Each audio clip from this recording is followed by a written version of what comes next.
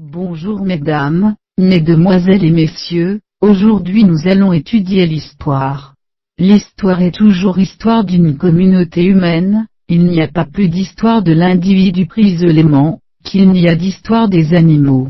Il faut distinguer l'histoire comme récit fait par l'historien des événements passés, et l'histoire comme aventure en train de se faire. 1. L'histoire est-elle une science?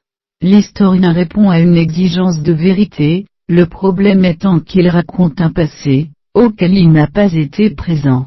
Toutefois cette exigence de vérité, ne suffit pas à faire de l'histoire une science.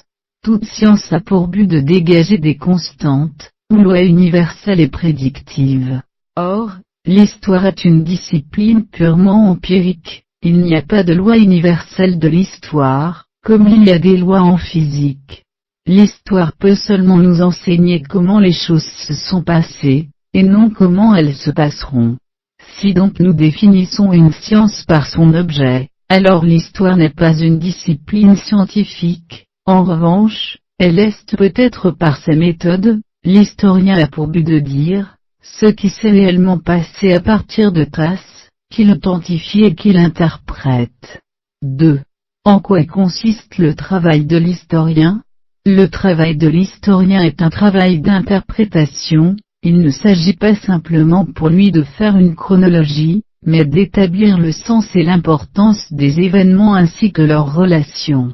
Selon Dilthey, nous expliquons la nature, c'est-à-dire que nous dégageons peu à peu les lois qui la régissent, mais nous comprenons la vie de l'esprit.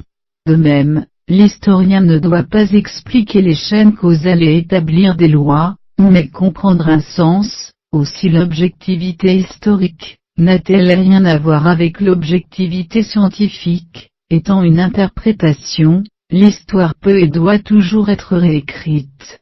En ce sens, l'histoire est surtout la façon, dont l'homme s'approprie un passé qui n'est pas seulement le sien. 3. Pourquoi faisons-nous de l'histoire?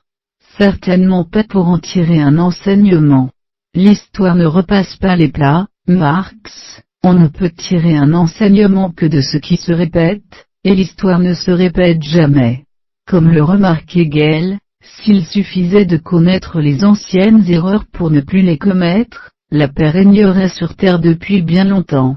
Nous faisons de l'histoire non pour prévoir notre avenir, mais pour garder trace de notre passé, parce que nous nous posons la question de notre propre identité.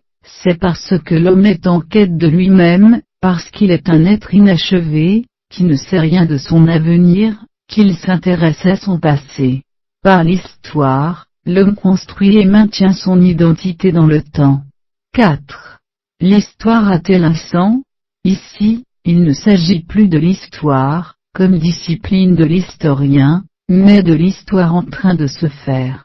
La question est alors de savoir, si la totalité des actes humains, a son unité et se dirige vers un but, une fin, ou s'éparpille dans un simple agrégat d'actes individuels sans rapport entre eux.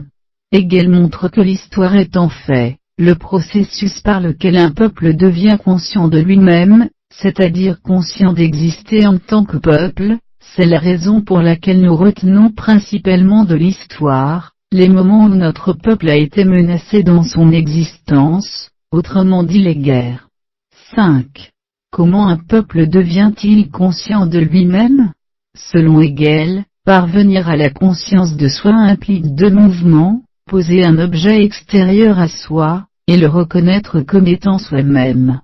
C'est ce qui arrive lorsque je contemple mon image dans un miroir et que je la reconnais, et c'est justement ce dont tous les animaux sont incapables. Alors, quel est l'objet extérieur à lui qu'un peuple pose, et comment le reconnaît-il comme étant lui?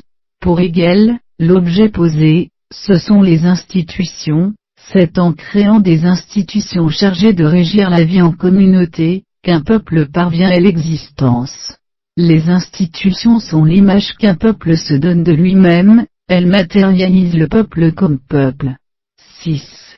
Comment un peuple se reconnaît-il dans ses institutions? La question est de savoir comment un peuple peut s'identifier à ses institutions.